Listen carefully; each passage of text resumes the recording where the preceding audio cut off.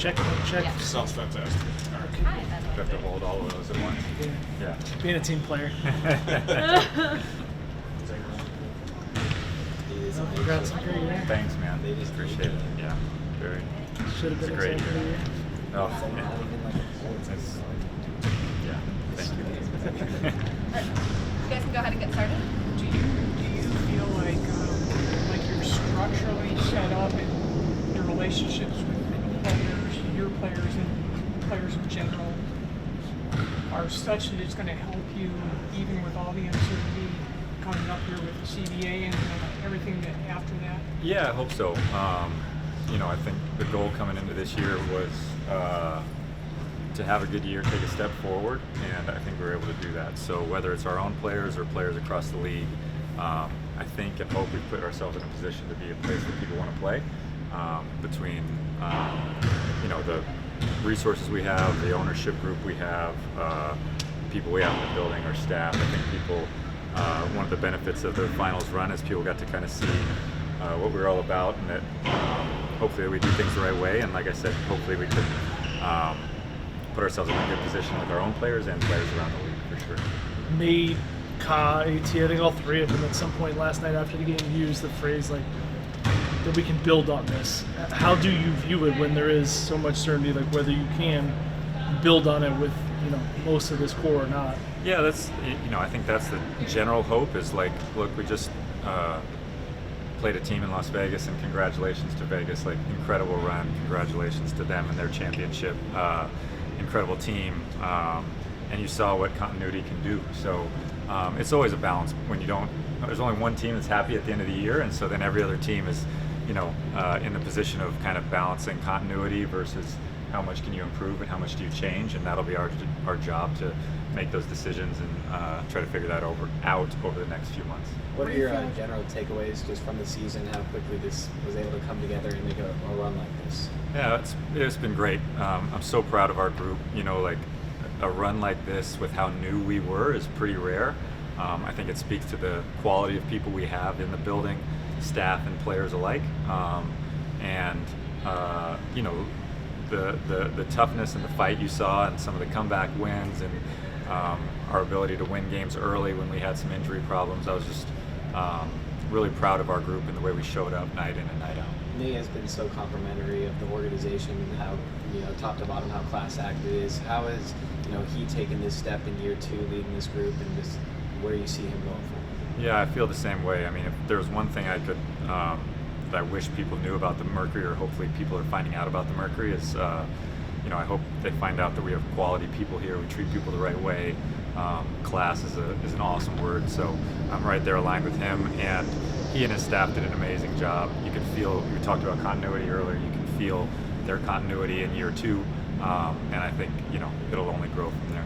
Nick, when you envisioned the big three of Kalia, Alyssa, and Satu this year, when it comes to like the pacing, how did it work out in terms of getting all these players used to Nate's system in a quick manner of time? Yeah, it was a struggle early just because of the injuries, and luckily it came together. I think you saw it especially in rounds 1 and 2 in terms of what it could look like. And the coaching staff deserves credit for making it work quickly and being able to be flexible as we had some of those injury issues. And then we've said the word continuity quite a bit. Like, now it's our job to figure out how much continuity do we need to keep together versus how much can we improve on the margin. Going off of that continuity, are there other things, I know the season just ended, but are there other things that maybe you learned and observed about the league and the state of the league right now and what it takes maybe to advance and win? Yeah, I think, first of all, the state of the league, what an exciting time. Like, the quality of play is incredible right now. The game is changing on the court, off the court. It feels like by the week, by the month. So it's all of our jobs to kind of keep pace with the way everything's changing. But yeah, I think depth is increasingly important. People talk about talent at the top end of your roster, but you need to be able to find depth in other places, and I think the game is being played faster and faster, so those are some of the things that come to mind, but it's changing a lot quickly. Just building on that depth question, how do you feel what do you think you've learned about the balance between having young players on your roster versus also only having 12 and trying to get through a full season with that? Yeah, no doubt. That's the balancing act for sure. We did our best to do it this year, and we'll see where the CBA nets out. Probably can't say much more than that, but I think being able to find contributions from all 12 of your roster spots, or however you want to put it, from lower salary slots, however you want to put it, I think that's a huge key to success. Now that the season's over, do you feel like both sides can sort of sit down and get past whatever differences there are to actually get the CBA done, even if it requires an extension? Like, how optimistic are you? Yeah, I can't really comment on any of that. I think everyone hopes that a deal gets done so that we keep this amazing momentum going in the league, but it's probably about all I can say about that.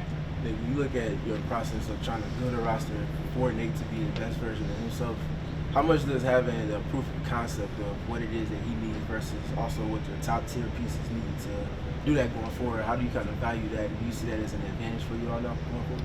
Yeah, I think that is an advantage for us, and I think the more he and I work together, the more our group is together, not only his coaching staff, but our front office group. Like, the more we get to know each other, the more we get to know our players. Like, now hopefully we can start building and tweaking some things, and to your point, I think that's an advantage that can keep growing the more we get to know each other and work with one another.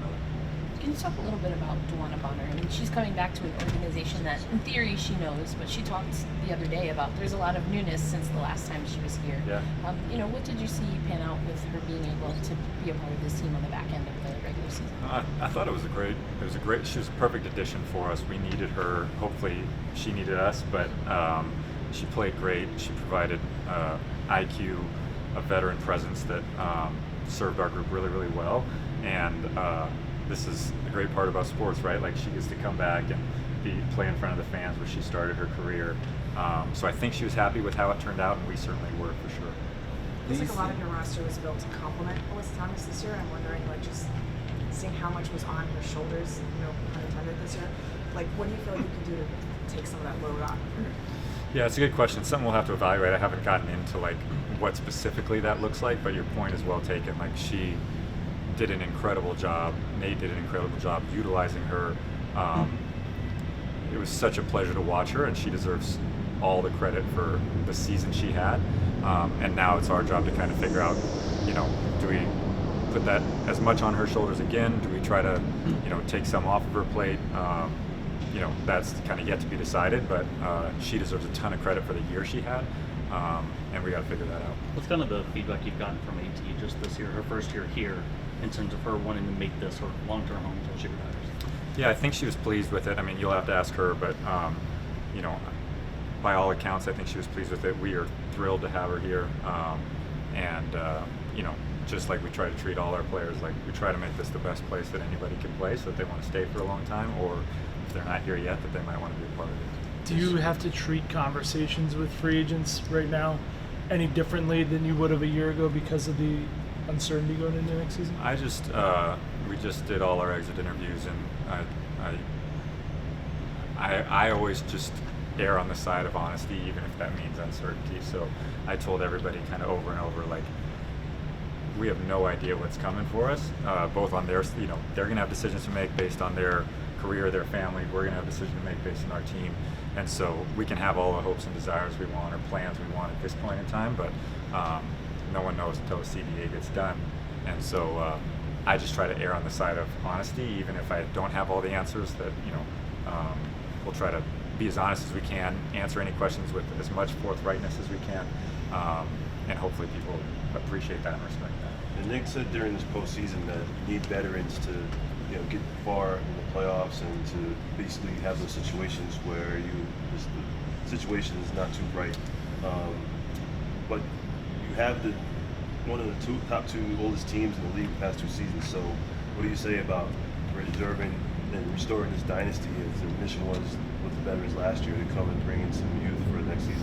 Yeah, it's all a balance, right? Like, we talked about depth a little bit earlier. I think we did a good job infusing this roster with some youth, and hopefully that youth, now they've got one more year of experience, and they can grow into kind of being a little bit more of a veteran presence. And Nate's right, there's no substitute for having seen it and done it before.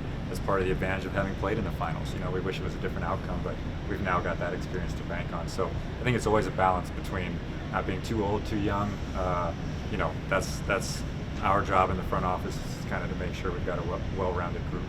As a GM, does having basically everybody unsigned, do you look at that as opportunity, or how do you treat that? And then also, how do you feel about 2 more expansion teams coming in? Yeah, I think it's a huge opportunity. It's also something we've known was coming for a while, so it's not like it was sprung on us. You know, we've known this moment was coming, and but I think it's a great opportunity to capitalize on. It's something we've honestly had our eye on since I took the job. So the expansion teams add another element of uncertainty to the offseason, right? Like CBA, 2 new teams, more roster spots available league wide, and so. I've said this before in a few interviews. I'm no sports historian, but I'm not sure any league has gone through what this league's about to go through, and the 2 expansion teams just kind of add to that. But what an exciting time to be able to grow like that. Nick, do you see your reach in as far as what you did with this season's roster with the international pool of players as an advantage for you all? Or maybe you kind of spearheading something that more teams will try to experiment with going forward? We'll see. I can't speak for other teams, but it's something we're thankful that we were able to have some success in. It's something we'll continue to, an area we'll continue to try to have success in. And I'm sure every team is scouring the globe. You know, Jeff just mentioned the 2 new teams. Maybe there's more roster spots. We'll see. So someone's got to fill them, and so we're going to have to. The league's going to have to continue spanning the globe. College game players who hadn't traditionally made it, maybe they have a chance to make it now. So I think it was an advantage for us, and we're going to try to continue that. Just playoff run, would you consider it about on time with your timeline that you had maybe for the success of this team? Or yeah, good question. I don't know. It's so hard to say. Like, everything is so circumstantial. You know, like, one thing I've learned since being in this job is, like, you can plan as much as you want, and so much has to go your way. There's an element of luck. There's an element of timing. So our goal coming into this year was to take one positive step. You know, we didn't make the playoffs the year I took the job. We made the playoffs last year. It was like, can we win a round, take a step? So, it's been a great year from that perspective. And then once you put yourself in a position to be in the playoffs and hopefully be somewhat competitive, there's a lot that has to go right, and a lot went right for us this year, and we were able to capitalize on it. Nick, to be a homegrown product and to have this moment for the city, what did that mean for you, and just how do you see just the road that you've taken to get here through this organization and your road? Yeah, thanks for asking. Extremely proud. It's special to be able to do it at home. Last night specifically, but throughout the playoff run, I've had so many fans come up that have been, the WNBA and the Mercury specifically having been one of the tentpole organizations. Like, we've had fans who've been watching for 20, 25 years. Like, it's, and I had so many fans come up and say, like, that this is one of their favorite teams they've watched, or, having, made some changes to the roster they didn't know what to expect, and that was really special. So it's been a super special year. Obviously, this is a special place for me being from here, and I'm just very thankful. Thanks, Nick. Or Nick, Thank sorry. you. Thank you guys. Thanks, Thank everybody. you. Thank you.